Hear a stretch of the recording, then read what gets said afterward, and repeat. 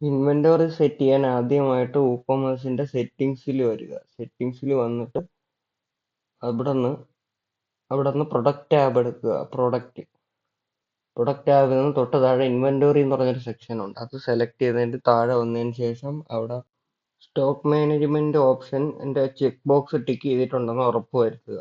Okay, ബാക്കി എല്ലാം സെറ്റിംഗ്സും നിങ്ങൾക്ക് എത്രയാണോ വേണ്ടത് അതിനനുസരിച്ച് അവിടെ സെറ്റ് ചെയ്യുക. ഞാനിവിടെ സെറ്റ് ചെയ്ത് വെച്ചിട്ടുണ്ട്.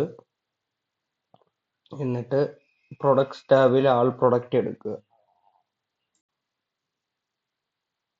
എന്നിട്ട് ഏത് പ്രൊഡക്റ്റിനാണോ നിങ്ങൾക്ക് സ്റ്റോക്ക് ആഡ് ചെയ്യേണ്ടത് അത് എഡിറ്റ് കൊടുത്തതിന് ശേഷം താഴോട്ട് വന്നിട്ട് ഇൻവെന്ററി എന്ന് പറഞ്ഞ സെക്ഷൻ ചൂസ് ചെയ്യുക.